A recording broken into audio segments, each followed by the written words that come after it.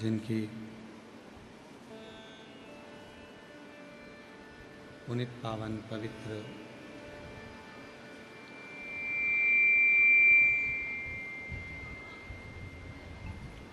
शिव महापुराण की कथा भगवान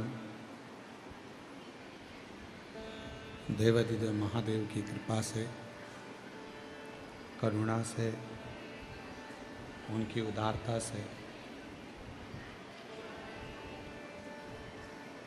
जलगांव की इस पवित्र पावन भूमि पर आप और हम भगवान शिव की कृपा से ऑनलाइन शिव महापुराण की कथा श्रवण करने के लिए विराजमान हैं, बैठे हैं। बड़े भाग्यशाली हैं शिव भक्त जो भगवान देवाधिदेव महादेव की ये पवित्र पावन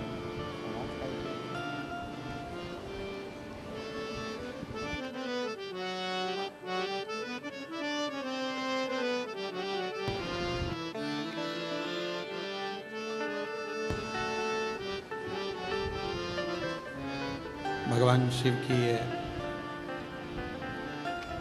पवित्र पावन कथा जो भगवान शिव की उदारता से, करुणा से आप और हम श्रवण करने के लिए बैठे हैं। कथा के मुख्य यजमान श्री कांत सुभाष बोडरे माली जी, श्रीमती ममता श्रीकांत बोंडरे माली जी, एक बार जोरदार ताली बजाकर उनका स्वागत अभिनंदन, जो इस पवित्र पावन कथा का मुख्य यजमान पद ग्रहण कर अपने पूर्वजों को पार लगा रहे हैं।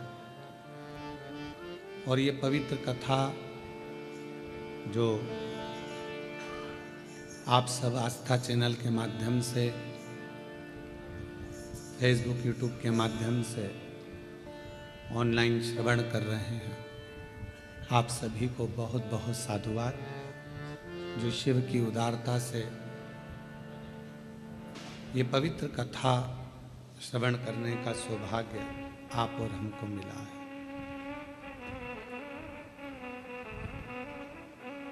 शिव और शक्ति का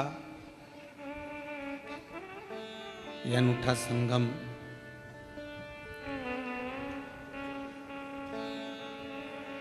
जो आज प्रदोष के दिन बाबा की अविरल कथा को आप लोग श्रवण कर रहे हैं और शिव की कृपा का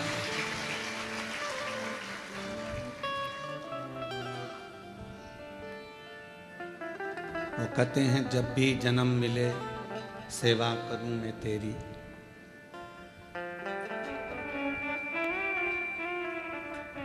ऐसा करना बाबा कि शरण पड़ूं मैं तेरी। मानव का जीवन, मनुष्य का शरीर, मानव की देह, एक तो मिलना कठिन और ऊपर से यदि मिल जाए तो शिव भक्ति करना बहुत कठिन है। भगवान की विरल भक्ति को धारण करना कठिन है।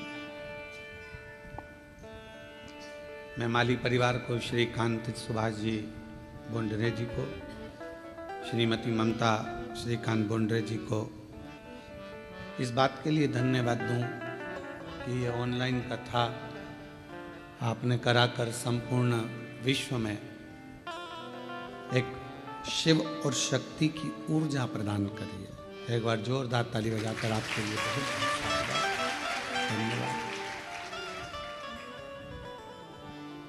मौका मिला है आपको भी, हमको भी और संपूर्ण सनातनियों को ऑनलाइन कथा श्रवण करने का।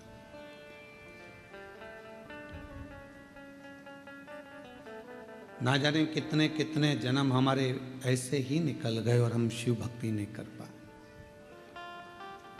और आज भी कई लोग ऐसे हैं जो भटक रहे हैं। वो कहते हैं कि हम शिव का प्रसाद नहीं लेते। कोई कहता है हम वेंकटेश भगवान को मानते हैं, कोई कहता है हम दत्त को मानते हैं, कोई कहता है हम पांडुरंगा को मानते हैं, कोई कहता है हम श्री जी बाबा को मानते हैं, कोई कहता है हम गोवर्धन नाथ को, कोई कहे हम इनको, कोई कहे हम उनको, कोई कहे हम भवानी को।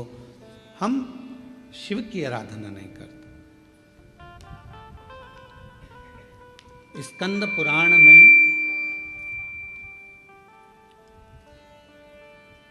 केदार खंड के अंदर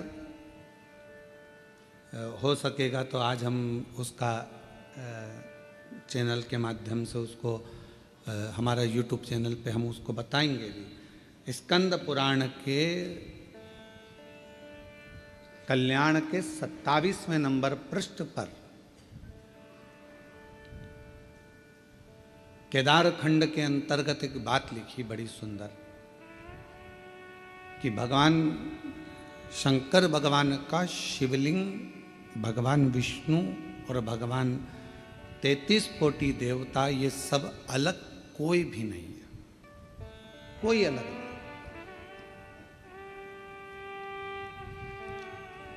शिव पुराण में क्या लिखा?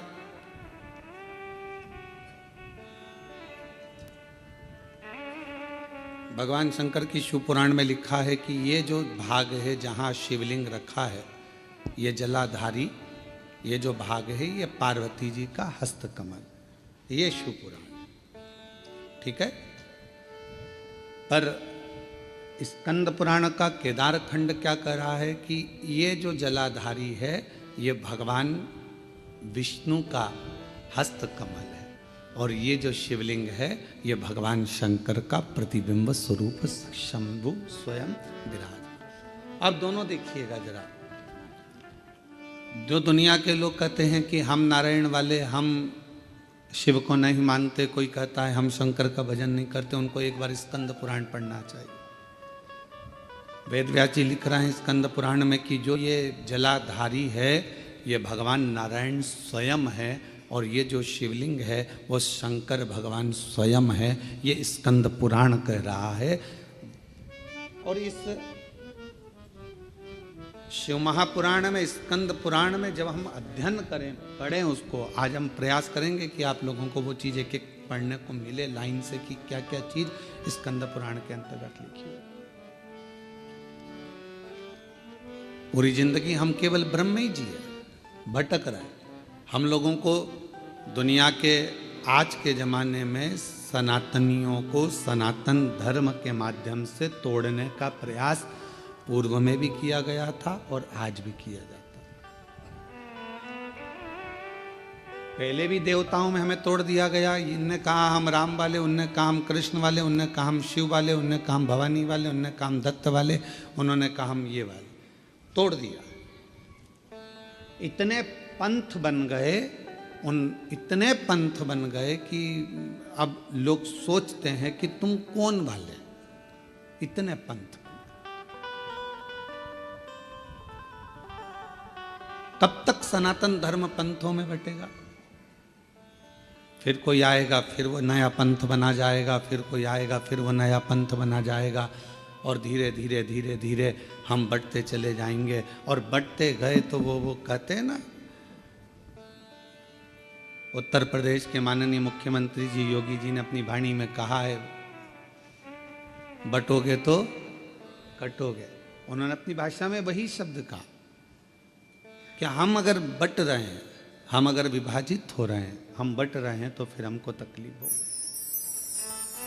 हम बटे ना। और यदि हम बट रहे हैं तो हमारा जीवन हम व्यर्थ गवा रहे हैं। यदि हम बट रहे हैं, यदि हम बट रहे हैं, हम अपने जीवन को गंवा रहे हैं यदि हम व्यर्थ बट रहे हैं तो। और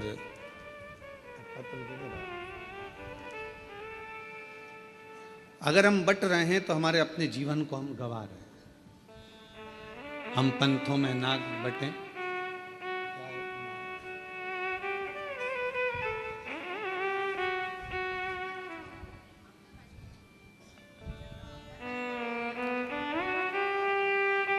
जलगांव के आमदार जी राजू मामा जी यहाँ पधारे हैं। मैं आमंत्रित करता हूँ, आप पधारें।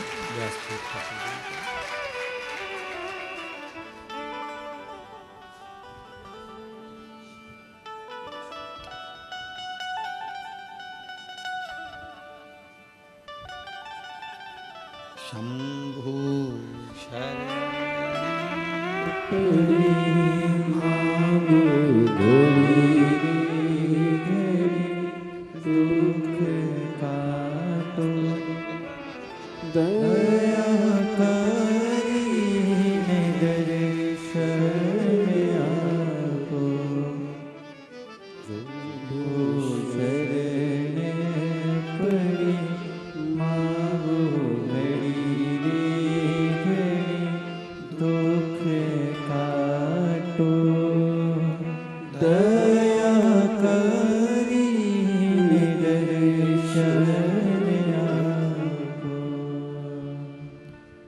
महापुराण स्कंद पुराण ये वर्णन कर रही है कि हमारा सनातन धर्म ना बटे, पंथों में विभाजित ना हो, जातियों में विभाजित ना हो। वेद व्यास जी ने जितनी जितनी पुराणों की रचना करी उतनी सारी पुराणों में एक ही बात कही कि आप एकजुट रहे, एकजुट रहे। और आपकी एकजुटता या आपके जीवन की सार्थकता। पर हमारे अंदर भ्रम उत्पन्न कर दिया। हमारे घर के लोगों ने कह दिया कि शिव जी पे चढ़ा जल नहीं पियो, कोई ने कह दिया कि शंकर जी पे चढ़ी बेलपत्र मत खाओ, कोई ने कहा कि गर्भस्थ हो गए तो शिव मंदिर मत जाओ, कोई ने कह दिया कि शिवालय मत जाओ, कोई ने कह दिया हम शिव का प्रसाद नहीं लेते। हमें बांट दिया, भगवान से दूर कर दिया। आप सबको मालूम हो, जिस समय पर हमारा भारत, हमारी भारत की धरोहर, हमारे सनातनी, हमारे क्रांतिकारी इस भारत की भूमि के जब सब एकजुट हो गए थे तो विधर्मियों को ये लगने लगा था कि ये भारत अब टूटने वाला नहीं, अब ये टूटेगा नहीं। तब विधर्मियों ने भारत को तोड़ने के लिए भ्रम उत्पन्न करा कि शंकर के मंदिर नहीं जाना चाहिए, शिव जी पे जल नहीं चढ़ाना चाहिए, शिव जी का। तब लोगों ने भ्रम उत्पन्न करा सनातनियों को दूर करने का, सनातनियों को दूर ले जाना। पर शिव महापुराण की कथा ने ये सब मिटा दिया। शिव महापुराण की कथा ने केवल एक काम करा कि आप अपने घर के नजदीक में जो शिवालय है, शंकर के मंदिर हैं, वहां जाओ, एक लोटा जल चढ़ाओ और अपने दुख को दूर भगाओ। अपना परिश्रम, अपनी मेहनत, अपना संघर्ष स्वयं, आप अपनी मेहनत स्वयं करिए, परिश्रम स्वयं करिए। शिव महापुराण की कथा ने कभी यह नहीं कहा कि आप अपने परिश्रम से दूर हो जाओ या अपनी तकलीफों को आपको नहीं झेलना है। आपको झेलना पड़ेगा, आपको परिश्रम करना पड़ेगा, मेहनत करना पड़ेगा, और आपकी मेहनत ही एक दिन आपको रंग लाएगी और उन्नति की सीढ़ी तक लेकर जाएगी। आज हम परिश्रम से वंचित हैं। जब हमारा बचपन रहता है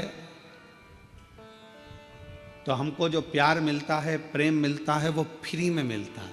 बोलो सही है कि गलत है? अरे जम के तो बोलो सही है।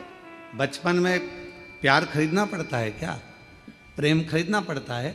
बचपन में कोई भी छोटा सा बच्चा है, इधर बाजू में जाएगा, उधर बाजू में जाएगा, सब उससे प्रेम करेंगे, गले से लगाएंगे, हृदय से लगाएंगे, गोदी में लेंगे। प्रेम, प्यार बचपन में फ्री में मिलता है। जवानी में प्यार प्रेम फ्री में नहीं मिलता, कमाना पड़ता। धन बढ़ाओगे तब प्रेम बढ़ेगा, वैभव बढ़ाओगे तो लोग पूछेंगे, संभालेंगे, ध्यान देंगे।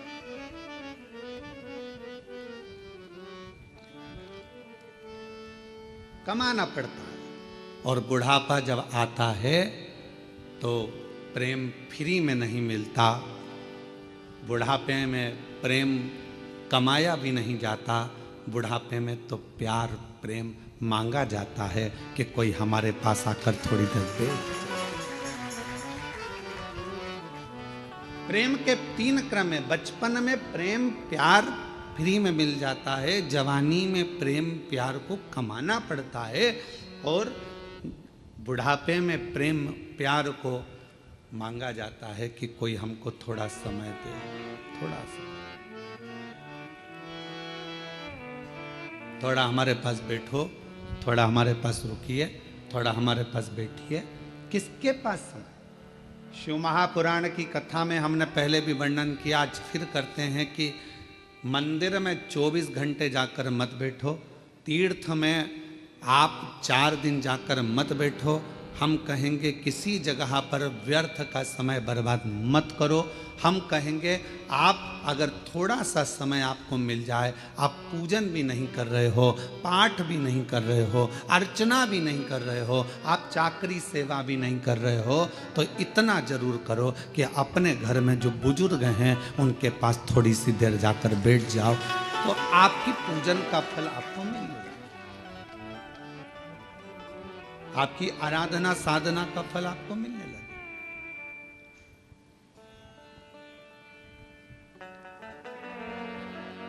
आज सबसे ज्यादा कमी पड़ रही है प्रेम की, स्नेह की, समर्पण की।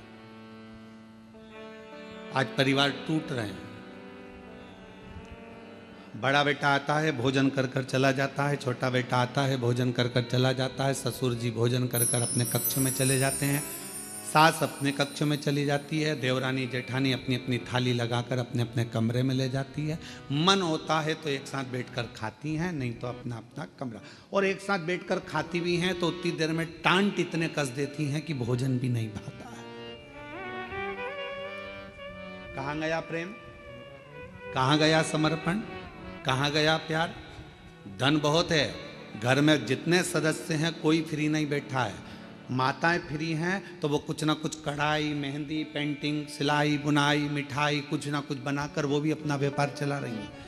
पुरुष हैं तो वो भी कमा रहे हैं, कोई ऑनलाइन कमा रहा है, कोई कुछ कमा रहा है। हर व्यक्ति अपना अपना काम कर रहा है, कमाने में लगा है, संपदा बढ़ाने में लगा है।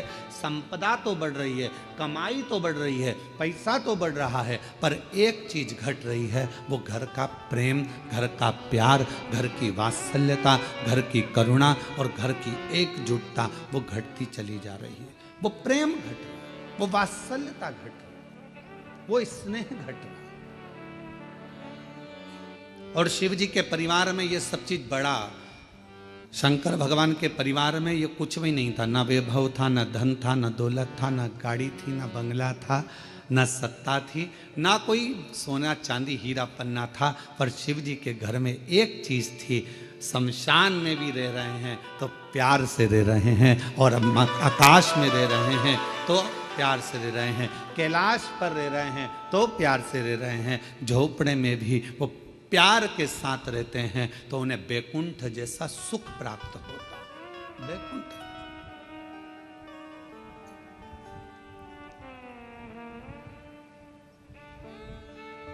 आप सबको कभी विष्णु पुराण किसी ने पढ़ी? आप में से जितने लोग आस्था चैनल पर श्रवण कर रहे हैं उनसे निवेदन करेंगे, गीता प्रेस गोरखपुर की विष्णु पुराण को लेकर आओ और उसको पढ़ो। विष्णु पुराण में लिखा है कि लक्ष्मी जी से पूछा गया, एक दिन माता ख्याति ने लक्ष्मी जी को अपने घर भोजन करने बुलाया। लक्ष्मी जी अपनी माँ के घर गई और माता ख्याति के पास पहुंची तो माँ ने अपनी बेटी को बिठाया। लक्ष्मी जी ख्याति देवी की बेटी है, तो ख्याति ने गोदी में बिठाकर अपनी बेटी से पूछा कि बेटी, मैंने तुझे भगवान विष्णु के साथ ब्याया, मैंने तुझे भगवान नारायण के साथ विदा कर दिया, विवाह कर दिया, तो भगवान वैकुंठ में चली गई, सारा सुख तेरे घर में है, पर ईमानदारी से बता तेरा सबसे ज्यादा मन कहाँ लगता है? तेरा मन किस जगह पर लगता है? लक्ष्मी जी से पूछा गया। जलगांव के सेठों की तिजोरी में तेरा मन लगता है क्या? तेरा मन मुंबई में महालक्ष्मी मंदिर में लगता है क्या? तेरा मन तिरुपति तिरुमाला में कहीं तेरा मन लगता है क्या? तेरा मन कहाँ लगता है? महालक्ष्मी मंदिर बेरुल में लगता है? तेरा मन कहाँ लगता है? तो लक्ष्मी जी कहती हैं, माँ सबसे ज्यादा मन मेरा केवल एक जगह पर लगता है, जिस घर में प्रेम होता है, प्यार होता है, वहां मेरा मन लगता है। जहां मेरा मन प्रेम की जगह पर, प्यार की जगह पर, स्नेह की जगह पर, फिर वो गरीब का झोपड़ा क्यों ना?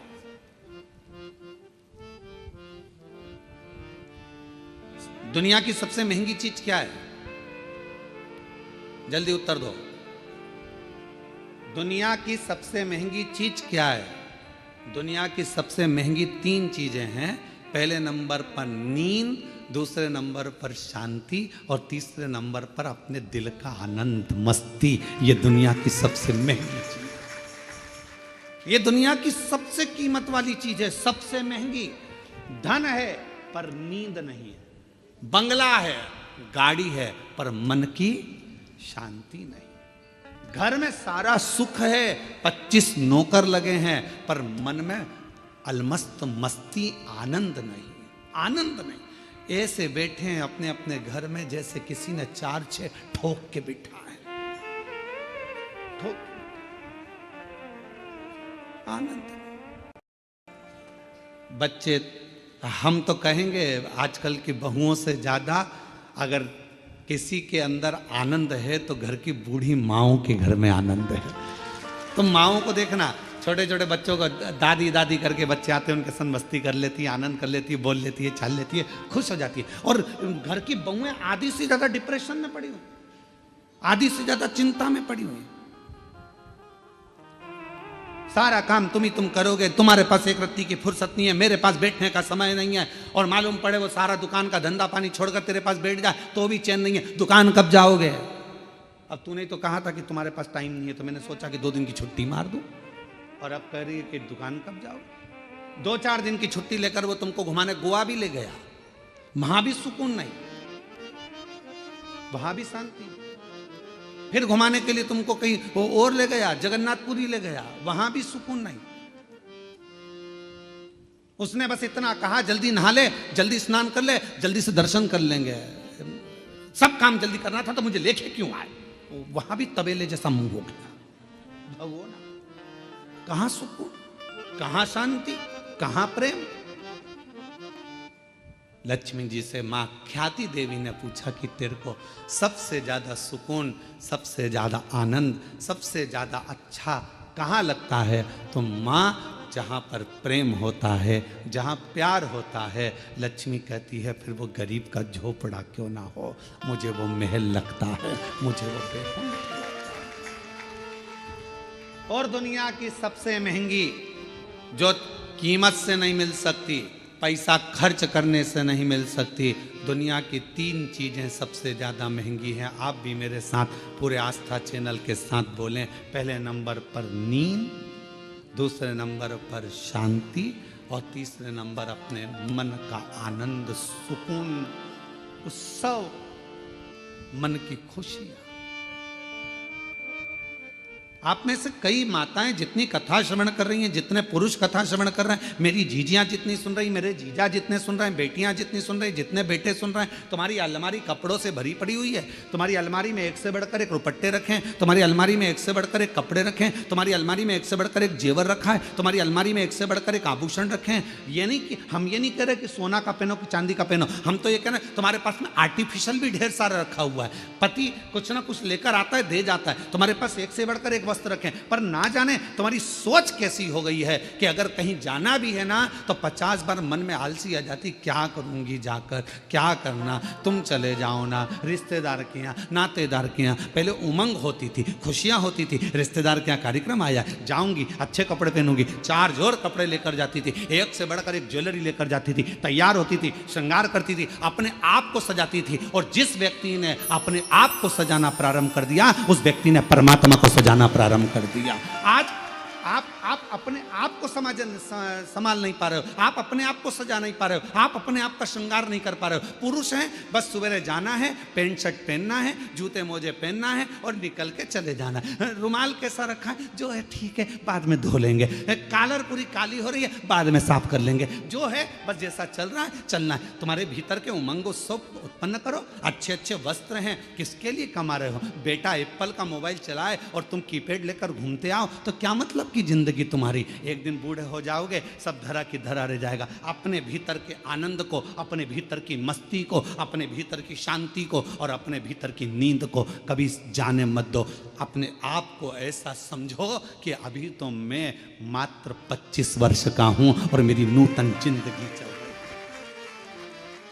मेरी नूतन जिंदगी चल रही है। हम कैसे जी रहे हैं? कैसे? उठे, गए, ऑफिस से थके हुए आए, दुकान पे से अल्लाह रोटी लगा दे, भोजन पत्नी ने थाली रख दी, वही रोटी, वही दाल, वही चावल, एक आध सब्जी, कभी डिजाइन चेंज हो जाता है, कभी हो जाता है, बस वो और वही खाया पिया और अपना मोबाइल उठाया, अपने कमरे में चले गए। पत्नी काम करी, अपने कमरे में मोबाइल चलाया, पत्नी आई क्योंकि उसके सामने मोबाइल चलाएगा और एक आध किसी पर कमेंट्स हो गए है। बाबा को अपने मन का भाव कहकर हृदय से प्रार्थना करिए।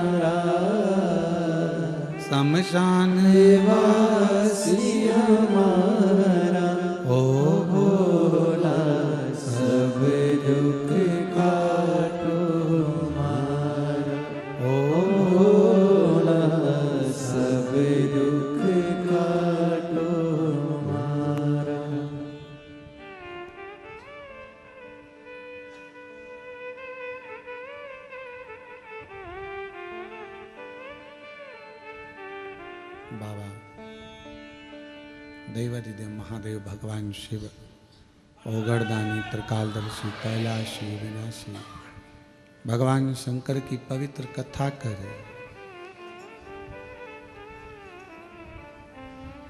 घर के प्रेम को मेरे भगवान शिव का परिवार कह रहा है कि कैसे भी रहो, कहीं पर भी रहो, पर आपस का प्यार प्रेम खत्म मत।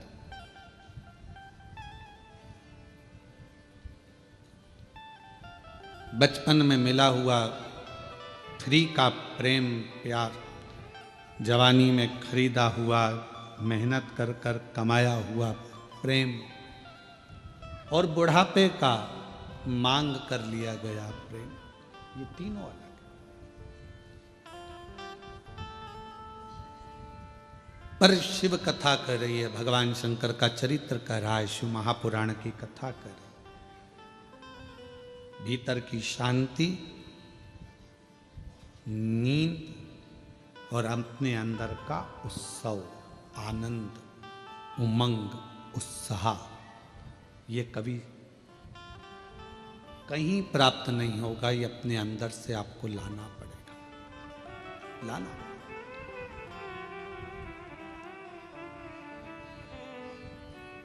कई मेरी जीजियों को बड़ा प्रेम रहता है, स्नेह रहता है, शौक रहता है तैयार होने का भी, श्रृंगार करने का भी। कई बच्चों को, लड़के हैं उनको, कई बेटों को, कई मेरे जीजा उनको बड़ा रहता है कि अच्छे वस्त्र पहनना, अच्छे से रहना। ये आप यदि अपना श्रृंगार करना सीख गए हो तो तुम परमात्मा का भी श्रृंगार करना सीखो। आज हम अपना भी श्रृंगार नहीं कर पा रहे, उत्साह ही नहीं है, भीतर उमंग ही नहीं है, सब समाप्त हो गए।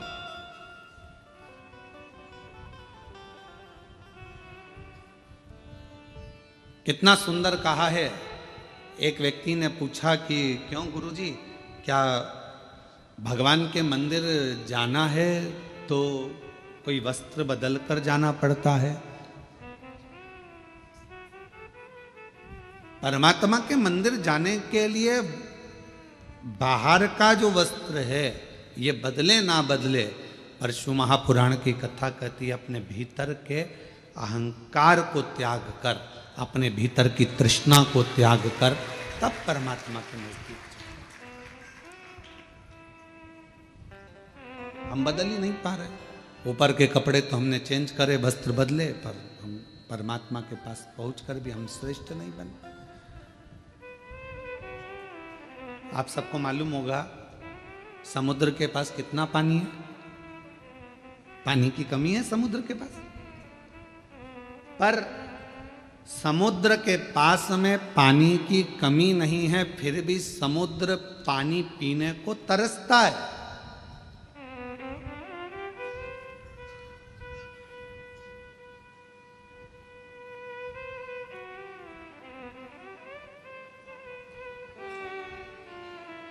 पानी की कमी समुद्र के पास नहीं है, पर पीने को तरस रहा है। धन की कमी व्यक्ति के पास नहीं है, गाड़ियों की कमी नहीं है, संपदा की कमी नहीं है, सब सुख सबके पास है, पर व्यक्ति शांति को तरस रहा, भीतर के सुख को तरस रहा, आत्मशांति। किसके पास है? कोई कह दे एक डॉक्टर भी पढ़ाई करने के बाद हम कहते हैं कि हर व्यक्ति को थोड़ा समय अपने खुद के लिए निकालना चाहिए।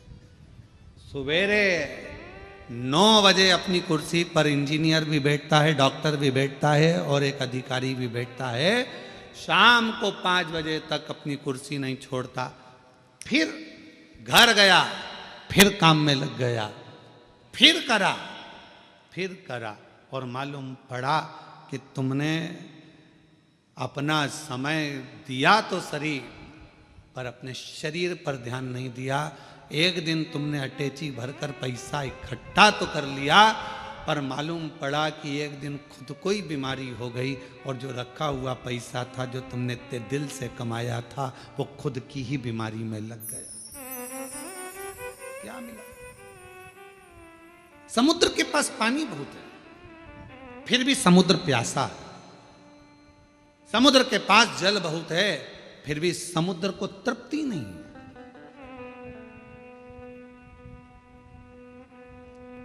उछलता है, पुकारता है।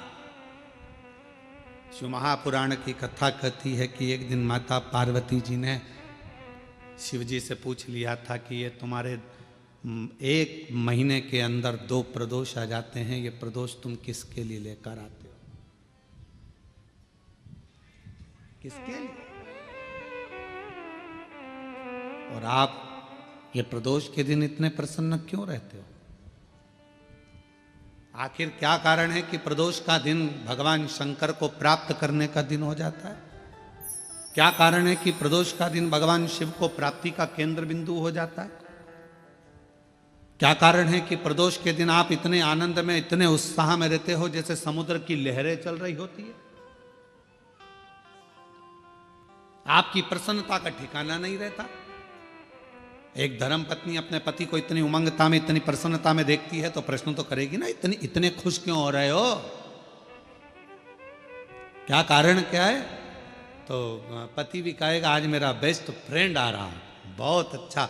अच्छा, हाँ, फिर पति कहेगा आज हम एक हमारे दोस्त से मिले थे, आज हम वहां गए थे, इतनी उमंगता, इतना प्रसन्नता, इतनी भीतर की आनंदता। तो भगवान शिव जी से भी पार्वती जी ने पूछा कि तुम्हारे भीतर इतना प्रदोष के दिन इतनी उमंगता रहती है, प्रदोष के दिन इतना उत्साह रहता है, प्रदोष के दिन तुम्हारे अंदर इतना आनंद रहता है, आखिर क्यों?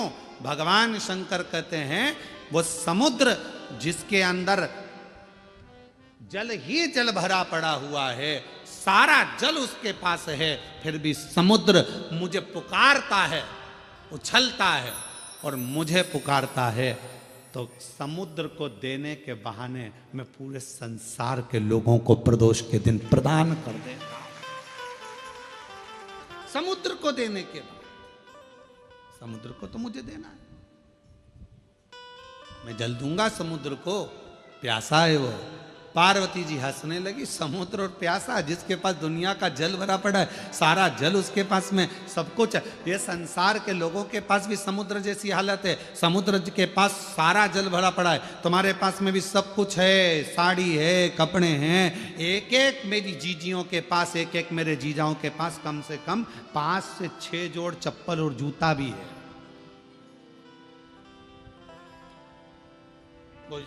जूता रखने की अलमारी भरी पड़ी है, कपड़े की अलमारी भरी पड़ी है, सारा सब कुछ है।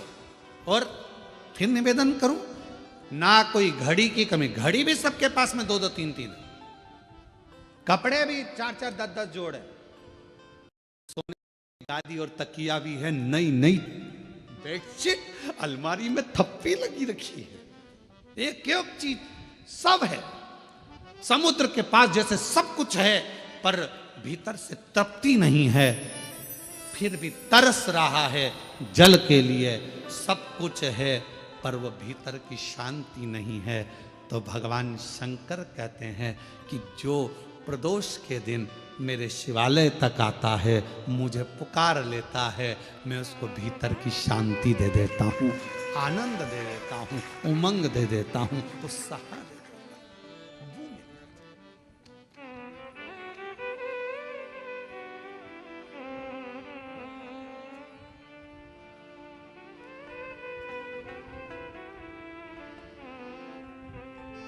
आपका मुलगा मुलगी चांगला आहे? अरे बोलो तो, मुलगा मुलगी दोनों चांगला आहे? ठीक है।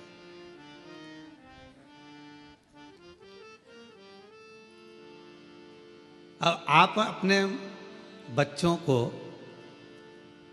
सब कुछ दे रहे हो, जो मकान है तुम्हारा किसको मिलेगा? बोलते जाओ जल्दी जल्दी। बच्चों, गाड़ी, तुम्हारे गले की चेन, अंगूठी, ब्रेसलेट, बच्चों, ठीक है, सब बच्चों को दे रहे हो, सब बच्चों को मिले। आज का बच्चा ये सोचता है कि सब कुछ मेरा है तो मुझे क्या करना है, टेंशन क्या है, संघर्ष नहीं कर पाता, बहुत परिश्रम नहीं कर पाता। जब बड़ा होता है, विवाह होता है, शादी होने के बाद थोड़ा सा टेंशन उसको आता है तो डिप्रेस हो जाता है। क्यों? हमने गाड़ी दी, बंगला दिया, धन दिया, दौलत दी, परवरिश अच्छे से करी, अच्छा कॉलेज दिया, अच्छा स्कूल दिया, अच्छी एजुकेशन दी, अच्छा डॉक्टर को दिखाया, उसको स्वस्थ रखा, सब कुछ करा, पर अपने बच्चे को हमने संघर्ष करना नहीं सिखाया। और एक दिन उसके ऊपर जवाबदारी का बोझा बढ़ा, वो डिप्रेस हो गया, किसी ने कुछ कह दिया, डिप्रेशन में आ गया। पत्नी, शादी हो गई, पत्नी आ गई, 1 महीना, 2 महीना, 6 महीना रही, पत्नी मायके चली गई, वो डिप्रेस हो गया। क्यों? हमने उसको परिश्रम करना नहीं सिखाया, हमने उसको ये नहीं बताया कि संसार के लोगों से लड़ना कैसे।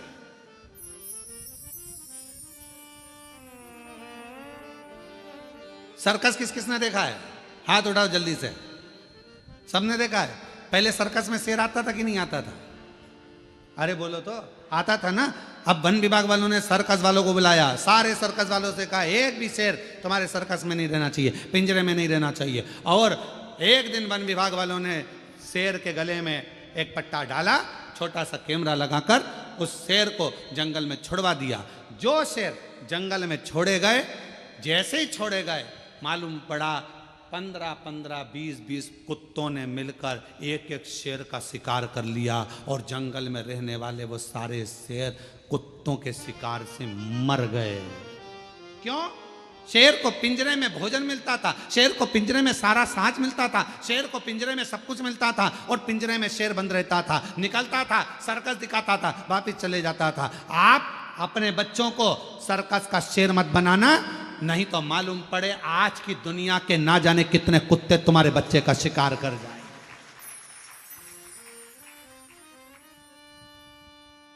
दुनिया के ना जाने कितने बैठे हैं जो तुम्हारे बच्चे का शिकार कर जाएंगे।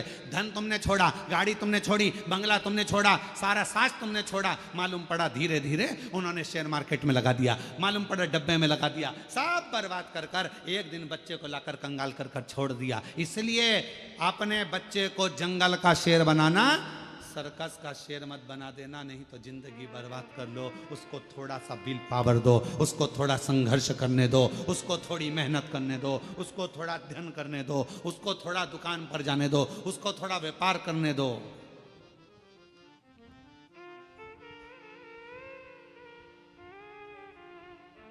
थोड़ी मेहनत जरूर। एक हमारे अच्छे परिचित हैं, यहीं आपके भुसावल के रहने वाले हैं, फैक्ट्रियां बहुत हैं उनकी, और लगभग 10 से 12 फैक्ट्रियां हैं उनकी। राठी फैमिली है और 10 से 12 फैक्ट्रियां उनकी है सब जगह पर। सेलम में भी है उनकी, और ना जाने स्टील की फैक्ट्रियां हैं, बहुत कुछ। उनके 2 लड़के, और दोनों लड़के जब इंजीनियरिंग करे तो उनके पापा ने उनको दूसरे की फैक्ट्री में दूसरे के यहाँ नौकरी करने भेज दी। हमने राठी जी से कहा कि राठी जी, आपका बेटा इतनी फैक्ट्रियों के मालिक आप, और आपका बेटा दूसरे की फैक्ट्री में नौकरी कर रहा इंजीनियरिंग करने के बाद। कहा गुरुजी, ठोकर इसको वहीं पर मिलेगी, सेठ चिल्लाएगा, काम करना पड़ेगा, नींद आ रही होगी, वर्क पूरा करना पड़ेगा। जब ये वहां से ठोकर खाएगा तब जाकर अपनी फैक्ट्री को सही से संभाल पाएगा। वहां ठोकर। हम अपने बच्चों को क्या दे रहे हैं? दिया, सुख दो, शांति, सब कुछ दिया, गाड़ी दो, बंगला दो, धन दो, दौलत दो, सब कुछ दो, पर अपने बच्चे को एक चीज और सिखाओ कि संघर्ष कैसे करना, मेहनत कैसे करना, परिश्रम कैसे करना, थोड़ी देर शांति कैसे रखना, भीतर थोड़ा सा सुकून हो।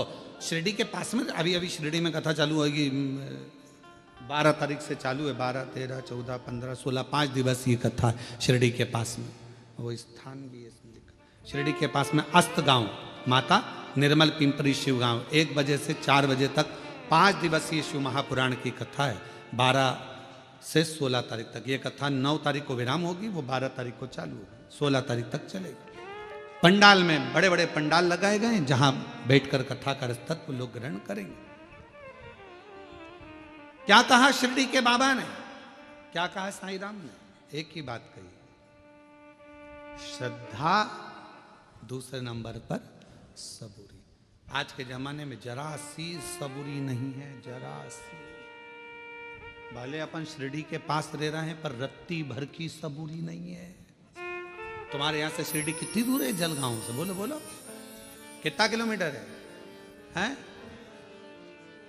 220 किलोमीटर। अब नजदीकी है ना, हमारे यहां से तो दूर ही है, 800 किलोमीटर पड़ जावे। तो तुम्हारे यहां से तो फिर भी पास में ही है। तो इतना नजदीक होने के बाद भी सबरी नहीं है। थोड़ा सबरी होना चाहिए, जरा सी सबरी। बेटा बेटी का ब्याह हुआ, शादी हुई, 6 महीना रहे, झगड़ लिए, लड़ लिए, अलग हो गए। मैं इसका मुंह नहीं देखूं, मैं उसके यहाँ नहीं रहूंगी, तलाक ले लूंगी, मैं नहीं रहूंगी, यहाँ नहीं रहूंगी। हमारे थोड़ा सब्र तो रखो। तुमने सोचा कि ये बेकार है तो फिर दूसरी शादी कर लूंगी, मालूम पड़े ये बेहरू था और वो काल बेहरू मिल गया तो सुकून का थोड़ा निभा, थोड़ा।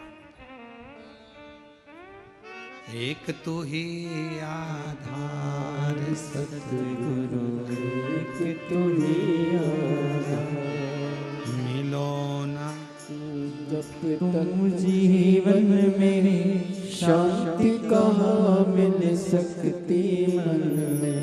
मिलो ना जब तक तुम जीवन में शांति कहाँ मिल सकती। और ये शांति कहाँ से मिलेगी? आपको कहीं प्राप्त नहीं। और फिर निवेदन करेंगे, आप सबके गुरु होंगे, जितने आस्था चैनल पर सुन रहे हैं, जितने फेसबुक यूट्यूब पर सुन रहे हैं, जितने कथा को श्रवण कर रहे हैं, सारी दुनिया के लोग कथा सुन रहे हैं, लाखों लोग, करोड़ों लोग इस शिव महापुराण की कथा को श्रवण कर रहे हैं। शांति, आपके कितने भी गुरु हो, किसी का भी गुरु मंत्र हो, और उसके बाद भी अगर तुम्हारे दिल को शांति नहीं मिल रही हो, तो आज से एक नियम चालू कर दो, शंकर जी के मंदिर में जाना चालू कर दो, शिव को गुरु बना लो, शांति मिलना प्रारंभ। जब तक तुम जीवन में शांति कहाँ मिली। अब पहुंच गया। आज जा रहा था लंका का राजा रावण, भ्रमण करते करते देवताओं से मिलता हुआ भगवान शिव के धाम पहुंच गया, शंकर जी के।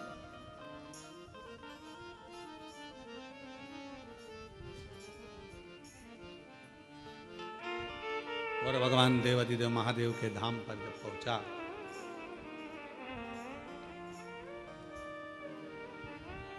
नंदी बैठे हुए थे, देख रहे थे। लंकापति रावण ने नंदी को नहीं देखा, रुके। फिर चले। नंदी ने रावण को प्रणाम किया। नंदी ने रावण को प्रणाम किया। क्यों? उसका एक कारण था, लंका का राजा रावण शंकर भगवान को बहुत चाहता था, प्रेम करता था, उनके प्रति समर्पित रहता था। भगवान शिव के द्वारपालों में एक लंका का राजा रावण भी गिनती में आता है। द्वारपालों प्रणाम किया नंदी ने। रावण ने पूछा, तुम कौन हो? नंदी ने कहा कि मैं शिव जी का गण नंदी, शिवगण नंदी। चेहरा देखा है तुम्हारा?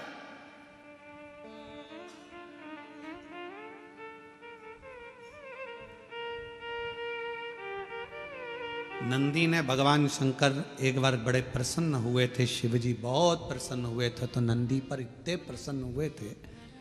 कहाँ की कथा ये? कपालेश्वर महादेव, नासिक की। आप लोग करें दर्शन, गोदावरी तट पर कपालेश्वर बाबा का दर्शन होता है। भारत की भूमि पर केवल एक मंदिर ऐसा है, कपालेश्वर महादेव नासिक का। महाराष्ट्र की धरा पर पूरी दुनिया का एक मंदिर ऐसा है जहां पर भगवान शंकर के गुरु नंदी हैं, वो कपालेश्वर महादेव है। शिव के गुरु नंदी हैं। ब्रह्मा जी का शीश कटा, हाथ पर शीश चिपक गया भोलेनाथ जी के, ब्रह्मा की हत्या का दोष लग गया, कपाल छूट नहीं रहा था, हाथ का कपाल छूटे नहीं, बड़े परेशान हो गए भगवान जी। सबसे कहा यह हाथ नहीं छूट रहा, कपाल नहीं छूट रहा, सब जगह पर गए पर कहीं पर भी वो कपाल नहीं छूटा। तब भगवान देवाधिदेव महादेव मौन होकर बैठ गए। नंदी को लगा मेरे स्वामी आज स्थिर नहीं है, आज मन स्थिर नहीं, क्या बात है, मैं जाऊं अपने स्वामी के पास। नंदी गए, एक बच्चे का रूप रखकर चले गए और आवाज लगाने लगे, हर हर हर हर बोल बम का नारा है सारी समस्या का हल, श्री शिवाय। आवाज लगाया नंदी ने, जो आवाज लगाया शिव जी के कानों में शब्द गया, शंकर जी। और भगवान देवाधिदेव महादेव के कानों में जब शब्द गया, शब्द जाने पर भगवान शंकर जी ने आंख खोली, नेत्र खोले, बालक खड़ा था, पूछा तुम कौन हो? बालक कुछ बोला नहीं, बस इतना कहा कि आप एक काम करो, एक काम करो, एक बेलपत्र का स्पर्श कर कर गोदावरी का स्नान, फिर बद्रीश में जाकर गंगा का स्नान, अलकनंदा का स्नान, जो ज्ञान दिया शिव जी उसको स्वीकार कर लिए। बेलपत्र का स्पर्श किया, कपाल नीचे गिर गया। बेलपत्र का मात्र स्पर्श किया, कपाल नीचे। आज भी उस मंदिर का नाम कपालेश्वर महादेव नासिक में, कपाल नीचे। शिव जी ने स्मरण किया उस बच्चे का, पूछा कि बेलपत्र में ऐसा क्या है? भगवान नंदी जो बालक का रूप रखकर आए थे, उन्होंने कह दिया, एक बेलपत्र का जब कोई स्पर्श करता है, देवाधिदेव महादेव जैसे आपके हाथ से ब्रह्मा जी की हत्या का पाप कपाल नीचे गिर जाता है, बेलपत्र का मात्र स्पर्श करने वाले के सारे पाप एक क्षण में नीचे गिर जाते हैं, एक क्षण में नीचे। बेलपत्र का स्पर्श।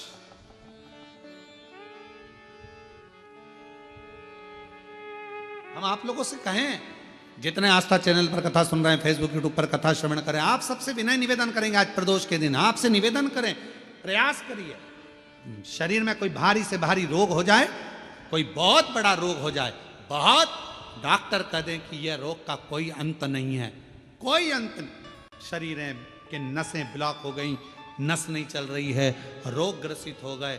ये अभी शरद पूर्णिमा रही है, रात्रि के समय पर चंद्र जब प्रकट हो जाए, चंद्रमौलेश्वर महादेव का नाम लेकर 7 बेलपत्र भगवान शंकर के शिवलिंग पर, इस डंडी की जो दिशा है, डंडी की दिशा 7 अलग अलग जगह पर, कभी इधर चढ़ा दो, कभी इधर चढ़ा दो, कभी इधर, 7 दिशा पर बेलपत्र को समर्पित एक ही स्थान पर करो, दिशा अलग अलग कर दो, चंद्रमौलेश्वर का स्मरण कर कर थोड़ा सा दूध हाथ की उंगली में लगाकर शिवलिंग का स्पर्श करो और थोड़ा सा जल शंकर को समर्पित कर कर 7 बेलपत्र उठा कर लिया। 7 दिन तक लगातार एक बेलपत्र सुबह के समय पर रोज खाना प्रारंभ करो। कितनी भी नसें ब्लॉक हो, चाहे शरीर में कितना भी रोग हो, वो धीरे धीरे समाप्त जरूर होगा। शरद पूर्णिमा का ये उपाय अवश्य करिए। हम फिर कहेंगे डॉक्टर शिव का एक रूप है, डॉक्टर को दिखाओ मना नहीं है, डॉक्टर का इलाज कराओ मना नहीं है, डॉक्टर की जांचें कराओ मना नहीं है, पर शंकर पर विश्वास कर कर शिव को अपना मानकर, अपने जैसे भगवान नंदी गुरु बनकर आए, और गुरु बनकर आए और कहा कि आप बेलपत्र का स्पर्श करिए, स्पर्श करा, कपाल नीचे गिर गया, शिव जी का नाम कपालेश्वर महादेव हो गया। बोल कपालेश्वर महादेव की। आज भी माँ गोदावरी के तट पर नासिक में भगवान कपालेश्वर महादेव विराजमान, आज भी गुरु बने। शिव जी बड़े प्रसन्न हो गए जब उनके हाथ का कपाल छूट गया, आज बड़े प्रसन्न थे, बड़े प्रसन्न। तो शंकर भगवान ने कह दिया, ए नंदी, तुम हमारे गुरु बने थे, हमें दक्षिणा देना है तुमको, और गुरु दक्षिणा बहुत जरूरी है।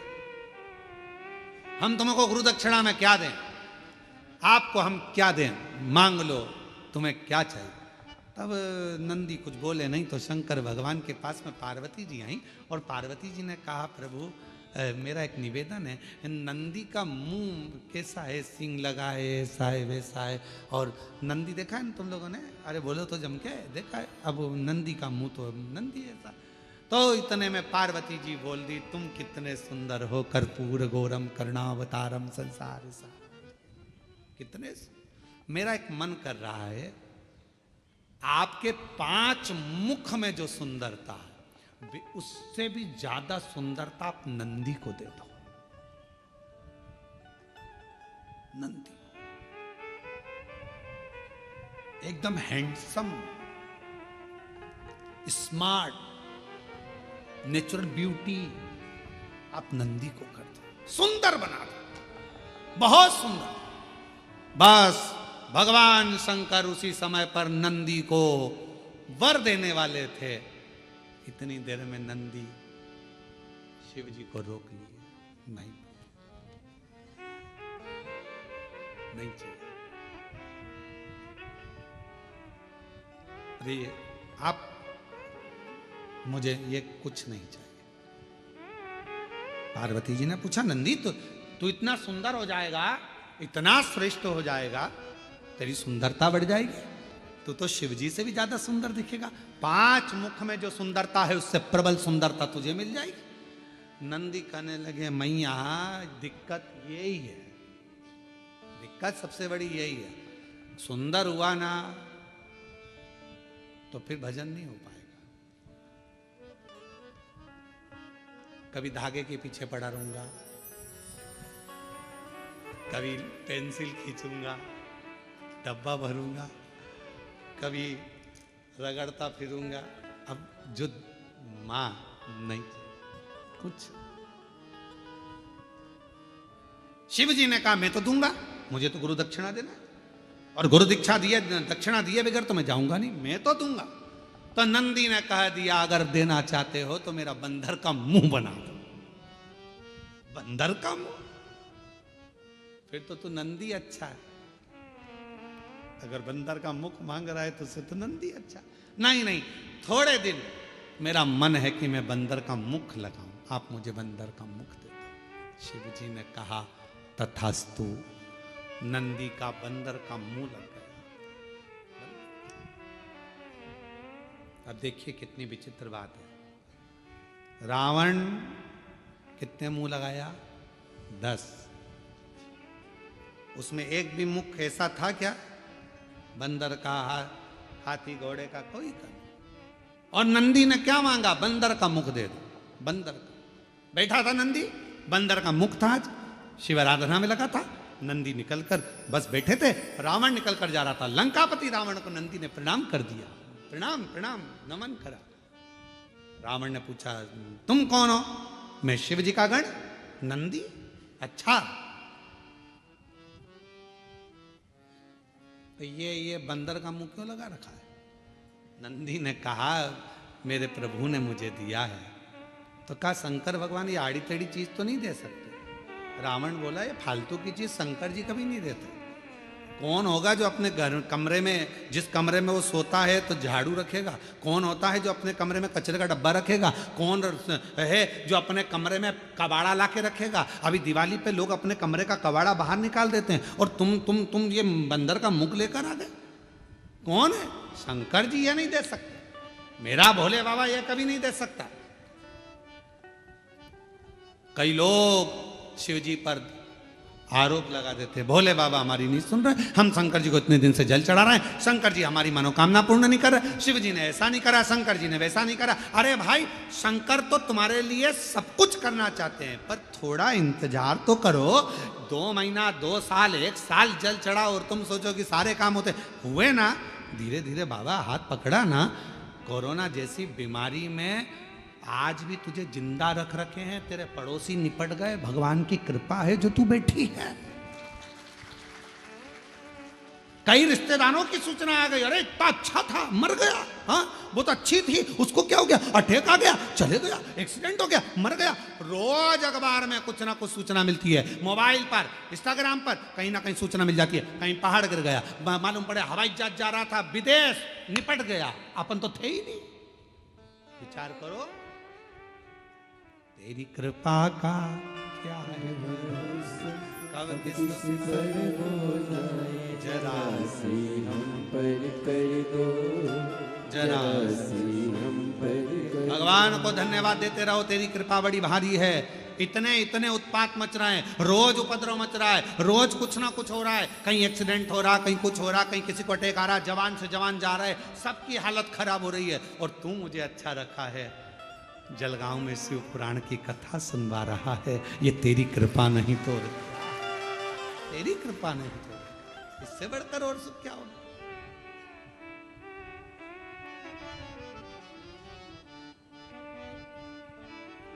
और ये उसी की उदारता, उसी की करुणा, उसी की दया, ये उसी को। महाराज क्यों क्यों विचार कर, शिव तत्व कर रहा है, भगवान शंकर का चरित्र कर रहा है, शिव महापुराण वर्णन कर रही है, भगवान शंकर का चरित्र कर रहा है, नंदी कह रहे हैं, भगवान लंकापति रावण नंदी से कह रहे हैं कि मेरा शंकर भगवान ये चीज नहीं दे सकता, मुझे विश्वास। और बोलो ईमानदारी से, शिव जी दे रहे थे क्या ये बंदर का मुंह? नहीं दे। जो शंकर का भगत है ना, उसको मालूम है कि शंकर जी क्या दे सकते हैं।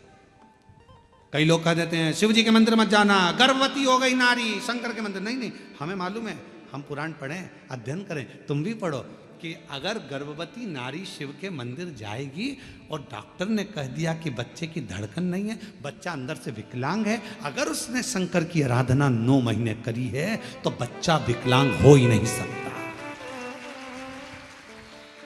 बच्चे का माइंड विकलांग नहीं हो सकता, बुद्धि तीव्र हो।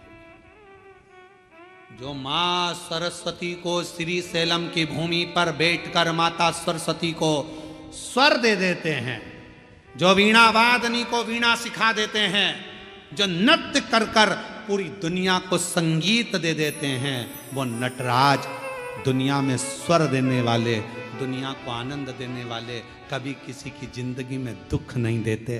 शंकर जी को जिसने पहचान लिया, शिव जी ने सब कुछ दे दिया, सब कुछ। क्या नहीं, क्या नहीं, सब। बस आप पहचान नहीं पाते उसको, जान नहीं पाते, तो कह देते हो भगवान हमारी नहीं सुन रहा। रावण ने कह दिया, रावण शिव जी को बहुत चाहता था, तो तुरंत कह दिया मेरे शंकर भगवान ये नहीं दे सकते, तेरे को बंदर का मुंह नहीं दे सकते। शिव जी ने नहीं दिया, तू बोल सच। रावण ने कहा सच बता दे नंदी, तेरे को ये बंदर का मुंह कहां से मिला? तो कहा शंकर जी तो उनके जैसा सुंदर बना रहे थे, पर मैंने खुद मांग लिया। तो ऐसा बोलना कि खुद ने मांगा है। मम्मी पापा तो अच्छी जगह शादी कर रहे थे तेरी, 2 पेट्रोल पंप थे लड़के के, बॉम्बे में सर्विस कर रहा था, इंजीनियर था, पर तूने ऐसा कवाड़ा ढूंढा तो माँ बाप क्या करे?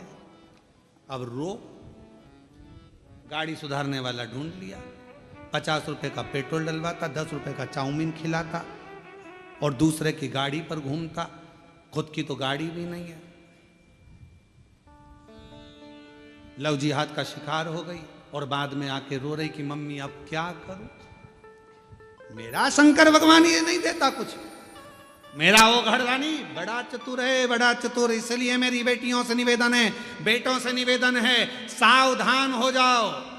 10 रुपए के चाउमीन और 50 रुपए के डीजल पेट्रोल की दूसरे की गाड़ी चला कर आएंगे, बुड़ बुड़ कर कर तुमको अपना बनाने का प्रयास करेंगे और एक दिन हरिद्वार घुमाने ले जाएंगे और अटैची में तुम्हारे टुकड़े मिल जाएंगे। इसलिए थोड़ा सावधान हो जाओ, थोड़ा सा। मेरा शिव नहीं दे सकता। अब यहां कहा, यहां बोल रहे हैं मेरे भोले बाबा।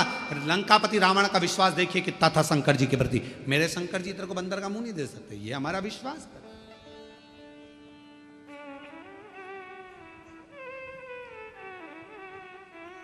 ये हमारा भरोसा कर। महाराज मैंने खुद मांगा है, खुद स्वयं मांगा। अब आप लोग मांगे वो, जैसे एक व्यक्ति ने शंकर जी की आराधना करी और शिव जी से कहा, प्रभु भगवान, वो तीन लोग पहुँचे भगवान देवाधिदेव महादेव के पास। एक बहुत बड़ा राजा पहुँचा, एक बहुत बड़ा सेठ पहुँचा और एक बहुत बड़ा चोर पहुँचा शिव जी के पास। राजा से कहा शंकर जी ने, मांग तुझे क्या चाहिए? महाराज पारस मणि दे दो, जिसको छुआऊं सोना हो जाए। राजा को तथास्तु कह दिया, जा। नगर का सेठ पहुंचा, तुझे क्या चाहिए? मांग ले। महाराज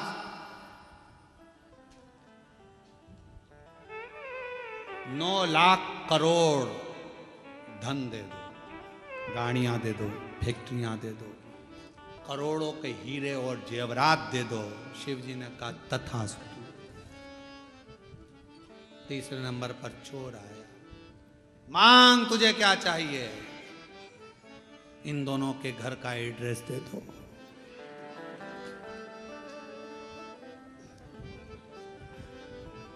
अब वो चाहता तो खुद करोड़ों का धन मांग लेता, और वो दोनों के घर का एड्रेस मांग रिया कि चोरी इन्हीं के घर करूंगा, लेकर जाऊंगा। जो इनने कोहिनूर हीरा मांगा, पारस मणि मांगी, वो भी चुरा लाऊंगा, और इसके पास करोड़ों का धन वो भी चुरा। दोनों का माल अपने घर में ले आऊं। इन दोनों का एड्रेस मुझे दे। हम भी ऐसे शिव जी पर आरोप प्रत्यारोप करते रहते हैं। भगवान ने ऐसा कर दिया, भगवान ने वैसा कर दिया, हे भगवान तूने क्या कर दिया, हे भगवान, हे भगवान। भगवान को दिन रात कोसते हो, अपनी किस्मत को कोसते हो ना।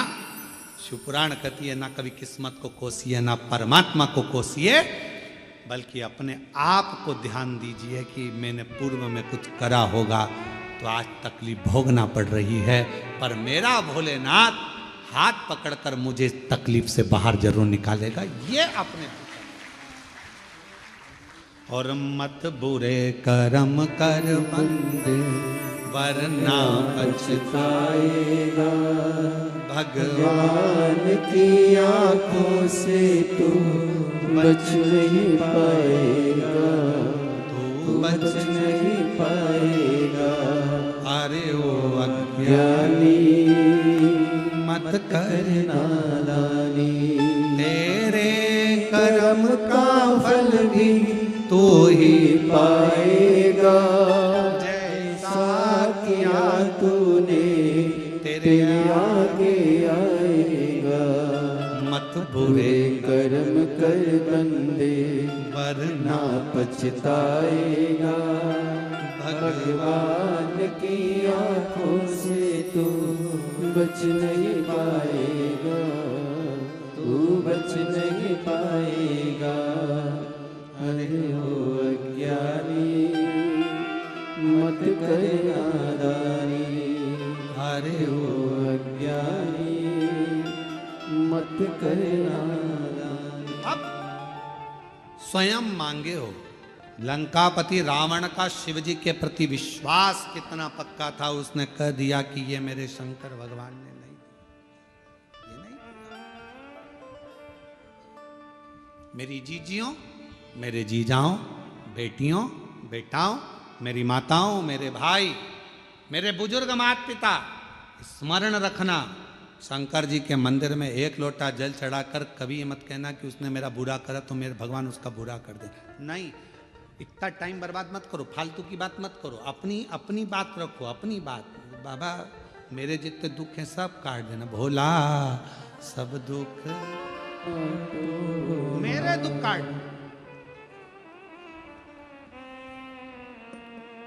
एक जुगनू देखा है, लाइट जलती है उसमें उड़ता है।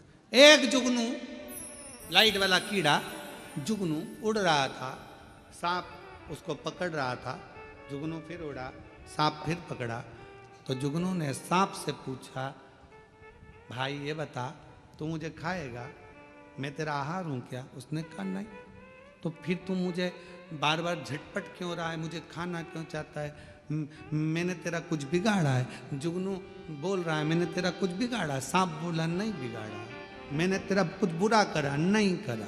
तो फिर तू मुझे मारना क्यों चाहता है, तू मुझे खाना क्यों चाहता है? तो सांप बोला कि तेरी ये चमकती हुई लाइट मुझे अच्छी नहीं लग रही। आज के समय में दुनिया के लोग सांप की तरह हो गए हैं। आप जितना चमकोगे लोगों को आपकी चमक पसंद नहीं आएगी, उसको निपटाना चाहिए। इसलिए सावधान रहिए, थोड़ा सावधान हो जाओ, सावधान। भगवान से किसी दूसरे का बुरा मत मांगो। भगवान उसने मेरा ऐसा कर दिया, उसने मेरे साथ ऐसा कर दिया, उसने वैसा कर दिया, तुम बुरा कर दे। ना ना ना ना ना, कुछ नहीं, कुछ। हमने देखा है कई लोग अभी अभी नवरात्रे गए हैं, कई लोग नवरात्रे में जिन जिन के शरीर में देवता देवी आते हैं तो लोग उनके यहाँ जाते हैं, जाकर पूछते हैं कि हमारा दुख कब कटेगा। तो वो देवी देवता कभी ये नहीं बोलते कि तुम्हारा दुख कितने दिन में कटेगा, बोलते तेरे रिश्तेदार ने करा है, तेरे रिश्तेदार ने करा है, तेरी जेठानी, तेरी देवरानी, तेरे ही सास वो करके लाई थी, तेरे ऊपर कुछ करा है, तेरे ऊपर कुछ। अब इतना अच्छा परिवार था, इतनी अच्छी सास थी, इतनी अच्छी जेठानी देवरानी थे, उसके माइंड में बिठा दिया कि इन्हीं ने कुछ करा है। फिर उसके समझ में आया, मेरी जेठानी मायके गई थी, प्रसाद लाई थी, वो मैंने खाया था, फिर मेरे साथ ऐसा हो गया।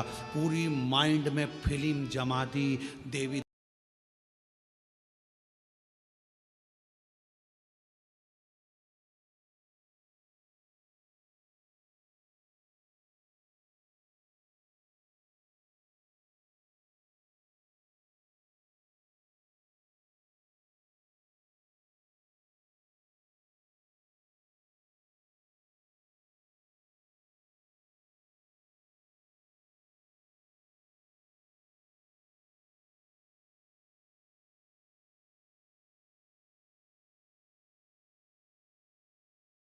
देती थी तो प्रेम भी माँ जैसा भाभी देती थी, बीमार पड़ता था तो दवाई भी भाभी देती थी। आज भाभी बुरी कैसे हो गई? तब 10-15 दिन बाद एक धागा लाई, यहाँ बांध दिया हाथ में पति के। ये क्यों बांध रही है?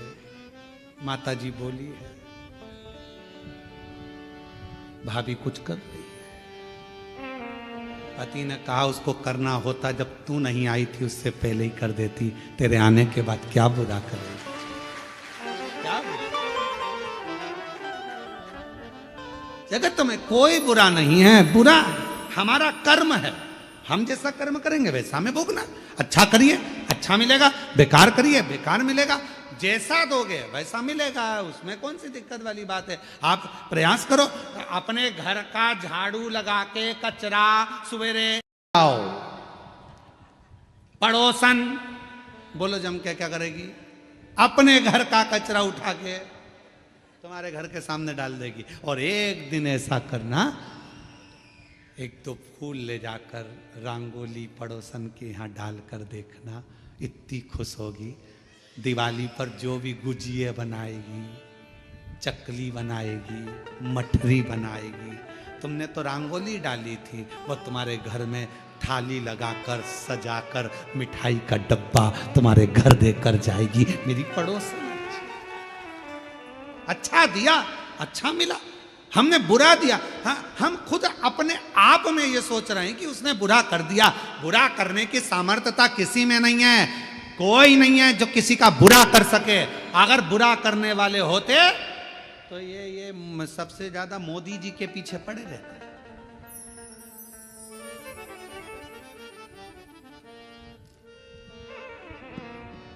मेहनत करो, परिश्रम करो, आगे बढ़ो। शिव जी को एक लोटा जल चढ़ाओ। अब कोई कहे शंकर जी की आराधना करेंगे, हम आराधना करें, कोई ने कह दिया उसको हवा लग गई, कोई ने कह दिया भूत लग गया, उसका नाम ही भूतेश्वर महादेव है, सारे भूत उससे ही चिपके रहते हैं। तो वो क्या भूत लगने देगा किसी ना? ब्रह्म मत लो, आडंबर में मत पड़ो, ढोंग प्रपंच में मत पड़ो। सारी समस्या का हल एक लोटा जल। कोई भ्रम नहीं उत्पन्न करना, कोई टेंशन नहीं लेना, कोई चिंता। ए भैया हमने किसी का बुरा नहीं करा, कोई हमारा बुरा नहीं करेगा। हमें विश्वास है कोई हमारा बुरा नहीं कर सकता, ये हमारा कर्म है, कोई पूर्व का कर्म होगा तो आज वो आप लोगों को यहाँ कथा सुनने के लिए मिल रही है, आप सोचिए, विचार करिए। आपने सोचा था क्या कि कथा सुनने को मिल जाएगी? ये कथा तो ऑनलाइन होने वाली थी, सीहोर से होने वाली थी या किसी तीर्थ में होती, पर जलगांव में हो रही है, तो तुम्हारा कहीं ना कहीं तो पूर्व का कोई तुम्हारा अच्छा पुण्य होगा जो तुमको यहाँ लाके बिठा दिया। कौन किसको? और कोई पिछले जन्म के अच्छे कर्म मुझे बाबा तेरा साथ मिला, जहाँ सारी दुनिया झुकती है, जहाँ सारी दुनिया झुकती है, मुझे वो आली दरबार मिला, दरबार मिला। हमारे पूर्व के कोई अच्छे कर्म अच्छी जगह पर ले जाते हैं, मिल गए। रावण का विश्वास था, पक्का था, सोच लिया नहीं मेरे बाबा ये सब नहीं दे सकते, तूने मांगा, तूने करा, तेरा खुद का मांगा हुआ, हाँ मैंने मांगा। अब रावण ने कितनी बड़ी बात कह दी। रावण ने कहा, रे नंदी तूने मांगा तो बंदर का मुंह मांगा, कपी का मुंह। मुझे देख 10 मुख मांगे भगवान शंकर से, 10, मुझे दशानंद कहते हैं। नंदी हंसकर बोला कि 10 मुख का करेगा क्या?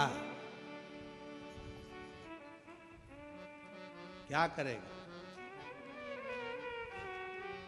आफत मोल ले ली तूने 10 मुख लेकर,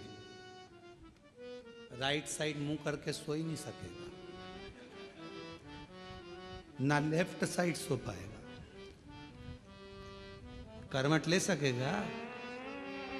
नंदी रावण के बोला कि अब सोएगा कैसे? चपटा।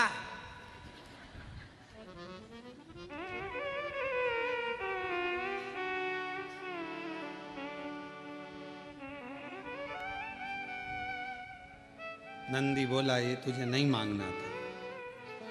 अभी रावण कह रहा था तुझे ये बंदर का मुख नहीं मांगना था, अब नंदी कह रहा है कि तुझे ये मुख 10 नहीं मांगना था।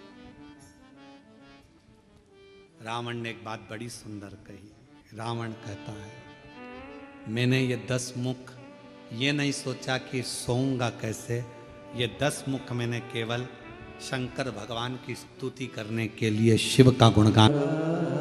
आप और हम करने वाले कुछ नहीं, करता शिव है। एक पत्र है, अच्छा है।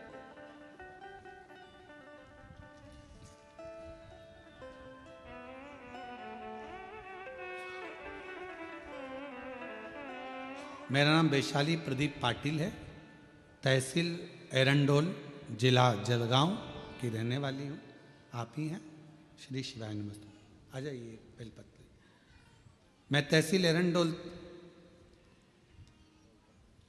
और मैं तहसील एरंडोल और एरंडोल के ही तहसीलदार जी की धर्मपत्नी हूँ। गुरुजी, मेरी माँ को 3 साल पहले ब्लड कैंसर हुआ था।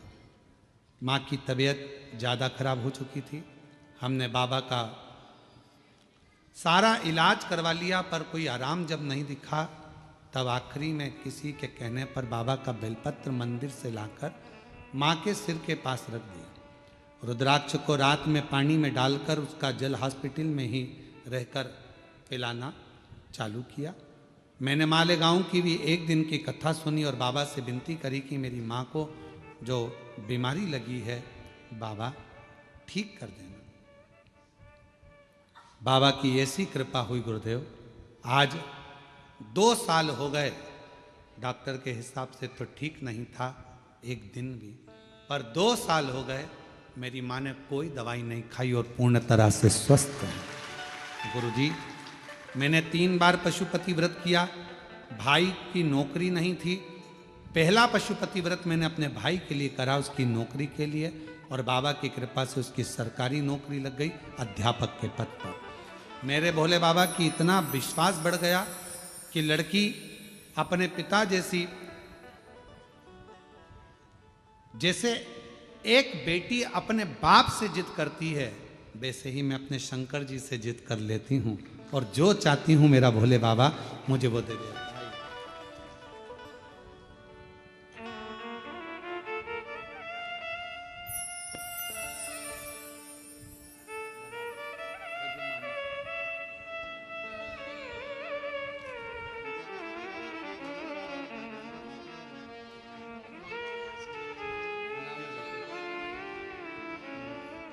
आज आपके बेटे मयंक पाटिल जी का भी जन्मदिन है।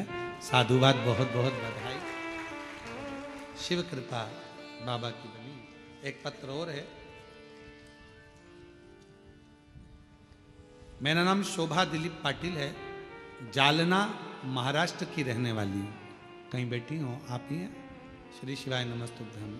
आइए एक बेलपत्र लेकर दे। मेरी लड़की की यहाँ पहले लड़की थी, पर 12 साल तक औलाद नहीं हुई फिर बाद में। और फिर मेरी बेटी ने, डॉक्टर तो कहे थे कि बाद में औलाद का सुख नहीं है, पर पशुपतिनाथ का व्रत कर कर बाबा की कृपा ऐसी हुई कि 12 साल के बाद बेटी के घर लड़का हुआ। हमने बेटे का नाम बाबा की कृपा से डमरू रखा है। तेरे डमरू की धुन सुन के मैं काशी।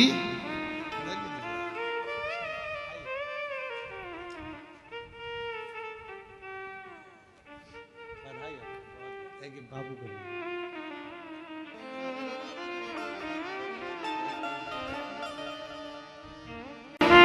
शिव शिव है, शंकर शंकर है, उसकी उदारता कभी कम नहीं होती। आपका जितना विश्वास, जितना भरोसा, जितनी दृढ़ता, जितना जितना भरोसा आपका दृढ़ होता है, उतना शिव आपके करीब होता है, शंकर आपके नजदीक। शिव महापुराण की कथा कर रही है। लंकापति रावण को नंदी ने श्राप दिया और वो लंकापति रावण नंदी के श्राप द्वारा बंदरों की सेना जाती है और वो सेना जाकर पूरे लंका का विध्वंस कर देती है।